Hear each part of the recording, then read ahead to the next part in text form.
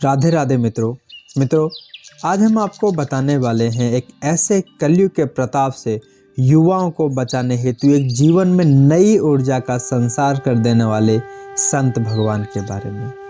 हाँ, उन्हें संत कहने में भी मुझे असमंजस सा हो रहा है, क्योंकि मेरी दृष्टि में तो वो एक राधा रानी के निज सेवादार, उनके पार्षद हैं, जिन्हें जन कल्याण हेतु स्वयं हमारी लाडली जो राधा रानी ने धरा पर भेजा है।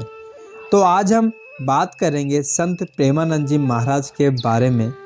इस धरा पर उनके माता पिता कौन हैं, कहाँ उनका वास्तविक स्थान है और कौन कौन है उनके परिवारजन में।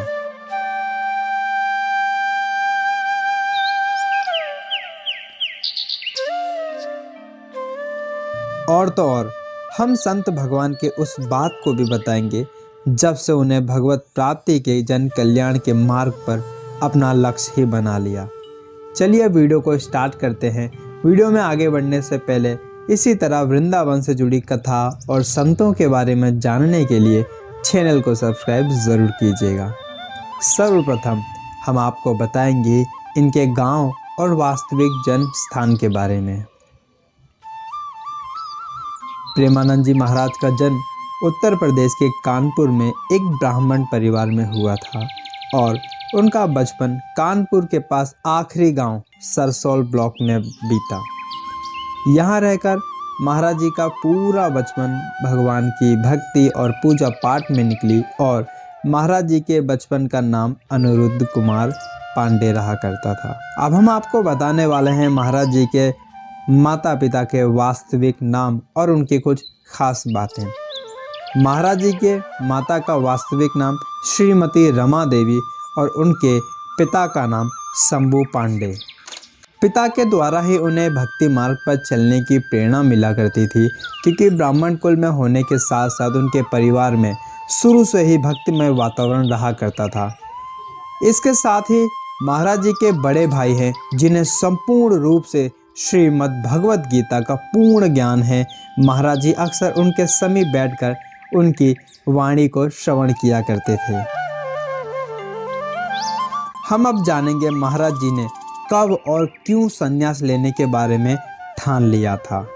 महाराज जी जब 5वीं कक्षा में पढ़ते थे तब उनको गीता से सुख सागर पूरा याद कर लिया था। जब कक्षा में पढ़ाई होती थी तो उस समय सभी बच्चों से अलग महाराज जी के मन में कई सवाल आते रहते थे। वे किसी भी प्रश्न का हल सुलझाने के लिए एक जाप करते थे, श्री कृष्ण गोविंद हरि मुरारे। बचपन से ही वह बहुत ही ज्ञानी थे। जैसे जैसे वे बड़ी कक्षा में जाने लग गए उनका आध्यात्मिक ज्ञान और बढ़ने लग गया। जब वे 9वीं कक्षा में पढ़ रहे थे उन्होंने उसी समय सोच लिया था कि वे भगवान की खोज अवश्य करेंगे। उन्होंने अपने माता को इस बारे में बताया और कहा कि वे सब कुछ त्यागने जा रहे हैं।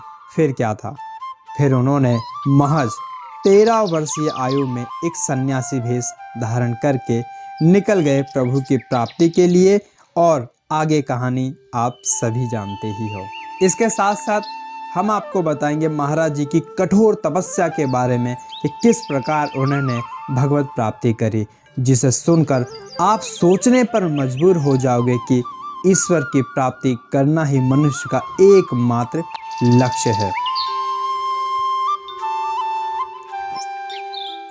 महाराज जी बचपन से ही सन्यासी जीवन लेने के बारे में विचार करते थे। भगवान को पाने के लिए उन्होंने बहुत सी तपस्या की हैं। वे अपना सारा जीवन भगवान के चरणों में समर्पित करना चाहते थे। वे ज़्यादातर अकेले रहते।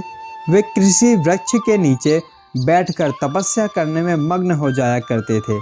और तो और वे कई दिनों बिना खाए रहते थे। वे उपवास लेते रहा करते थे। उन्होंने सन्यास ले लिया था।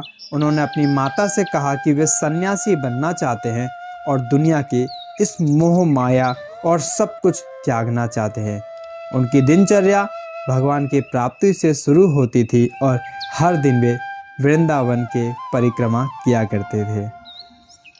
महाराज जी ने जब सन्यासी बनकर सब कुछ त्याग कर लिया था, इसीलिए वे आश्रम में कभी भी सारा दिन नहीं रहा करते थे। वे अपना ज़्यादातर समय गंगा नदी के किनारे व्यतीत करते थे। वे नदी घाटों पर घूमने जाते थे।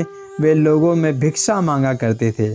जब से वे वृंदावन गए उन्होंने कभी भी अपनी दिनचर्या को नहीं बदला।